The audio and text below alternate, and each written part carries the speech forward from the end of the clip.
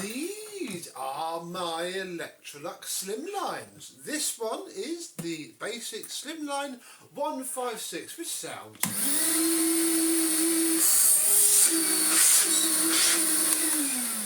alright, bar a little bit of an air leak. We've obviously refurbished this one before. This is my Electrolux 185 electronic, and it sounds okay on a lower power, but ready? There.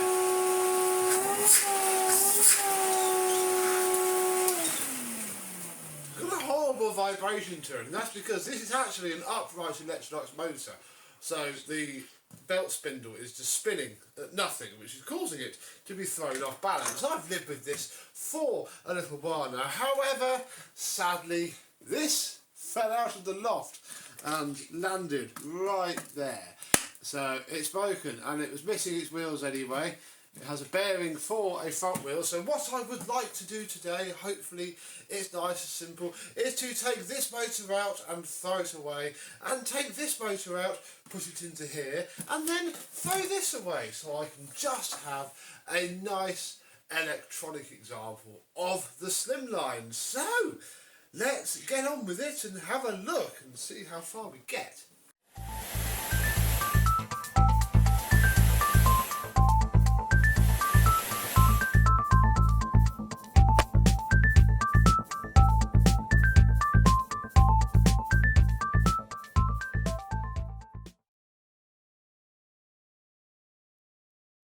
Yes, hello my vacuum cleaner chums, how are you today? Yes, sadly, time to say goodbye to this. Didn't even really get to use it much after the after video, since yes, dropped it out the loft pretty much as soon as I filmed that really, so bit of a shame.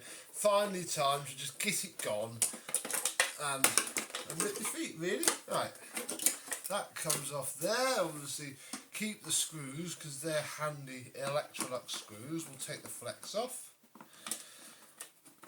because that can be kept. Cord wheel off.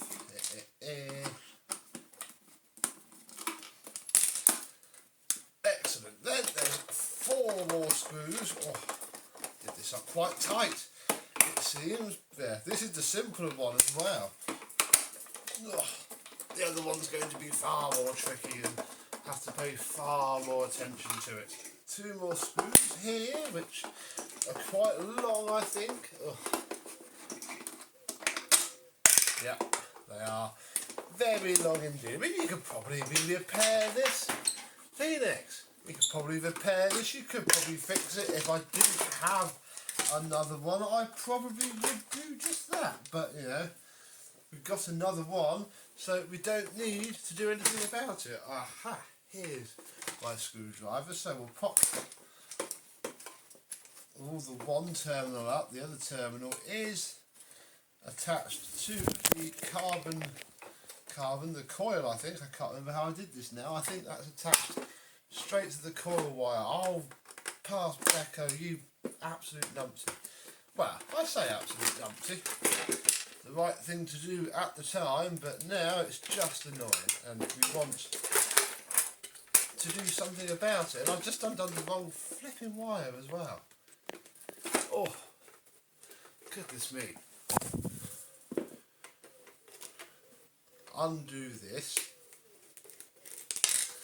Pull the whole loom out because why not? There we go. This is what we need. This is a very nice condition. Oh. Cylinder Electrolux motor with nothing poking out of its backside, and that unfortunately is, I think, it for that vacuum cleaner. Oh my goodness, now comes the tricky part, because this has the added fun of a cord winder. It's a cord rewinder, not automatic, just cord winder, and cord wind it does. And I think if we're sensible enough, we can do this bit without unspooling it and without disturbing the bits that are already quite broken. So let's hope that we can do that. Fingers under and flip around, and I think that's done it there. Because yeah, this is the bit that's all, I'll say all, it's roughly, it's not brilliant, but it's better than it could be. Now I've got to remember where all the wires go. Oh yeah, this is the wire that I couldn't connect. This is, oh here, oh, I might be able to, can I wire this up properly? Should be able to now, because it's only a 2-wire thing. So, where can I go from here, thinking out loud? So this will be coming from the motor. I don't even know where the 3rd wire went, to be honest. And there's only 3 coming out of them, one of which is a neutral. Look, it goes over to here. Straight into here. So the blue is wired into the machine. The rest are coming from the motor, because yeah, it wasn't the right motor for this vacuum cleaner anyway, which is why it sounds pretty terrible, really. We'll see why in a second. I'm hoping I can just flip this over onto that, because there shouldn't be anything else holding it in now. Oh look, the red wire's not even connected at all. I must have just left it in there for originality. Right, here is our motor, look, with the original sound deadening from the vacuum cleaner. Move that carefully to one side.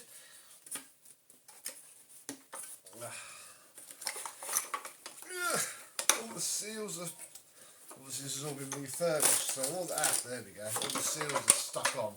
And yeah, look, you can see I pulled the outer bit off of just an upright motor, really, and stuffed it in there. And that's why it always sounded pretty terrible. What we can do now is fit a lovely, genuine, actually Electrolux cylindery motor. Ooh, pop some gunk and dust in there. Let's fit.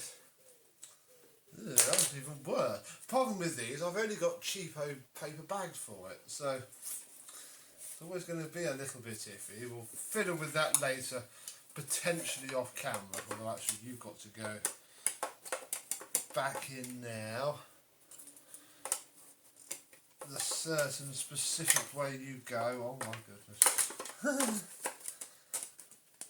It's been a little while, folks. Right, that goes on there. So we now need to pull everything out of here.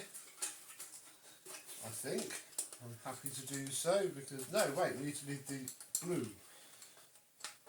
We need to leave the blue wire. Everything else can come out. You.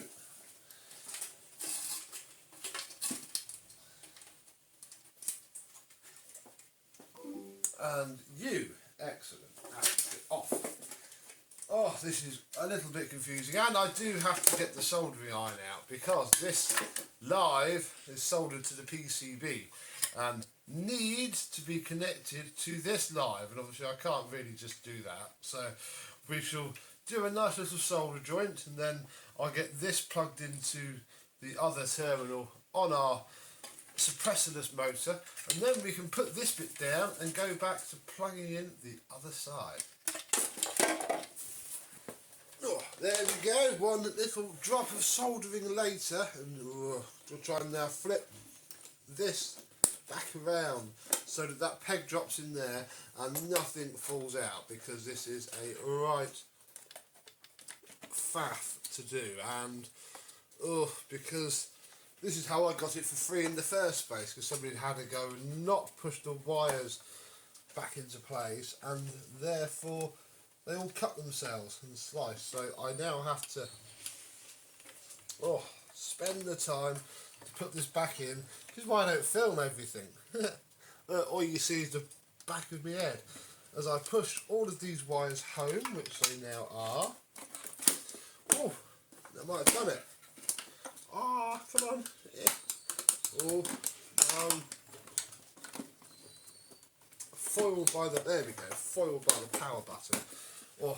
And again, you can't really touch it until you clamp all the screws down, because on this machine it all needs to sandwich itself together in order to not flick up and do the damage that it did to cause it to be scrapped in the first place. We might try it with just, I'll say 2 screws.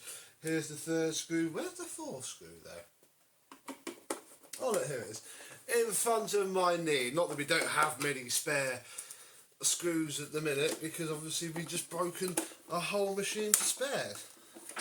And a big acid test, it spins and it retracts.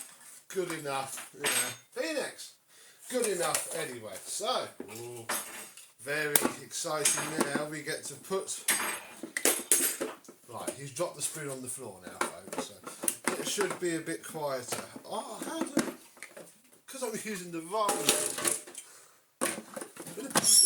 because I was using the wrong one. Right, fab. Let me go and get this plugged in and we'll see if it works.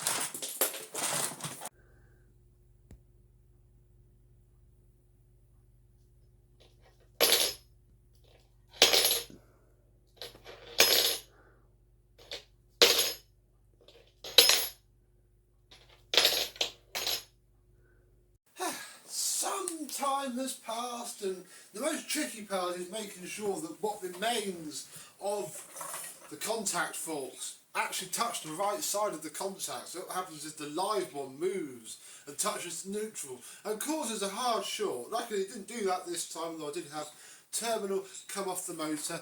These little exhaust filtery things on either side, they're a pain as well, but the result is very good. It runs, and more importantly,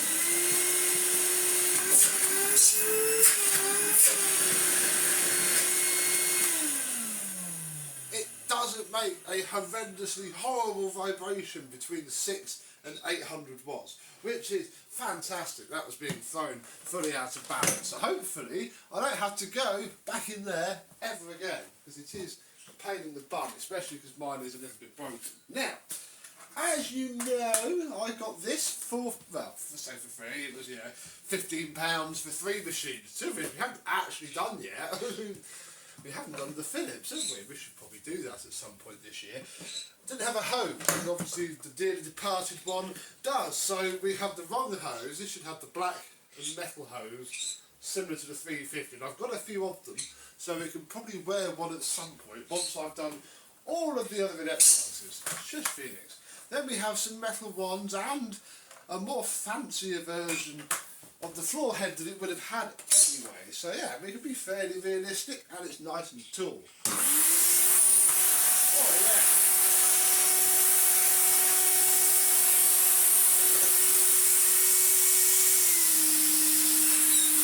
And it's nice and quiet. Oh, very mediocre.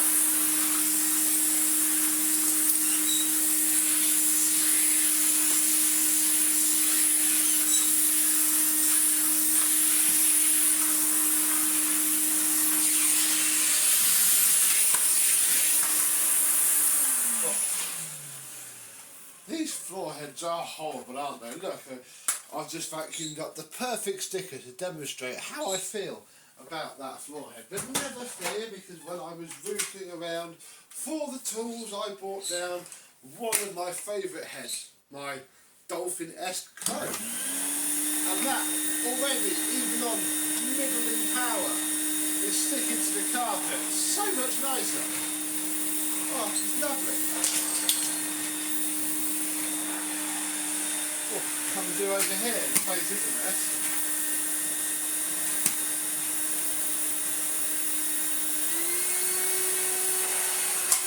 Oh, very fruity. Yeah, it doesn't make a horrible sound, which is lovely really.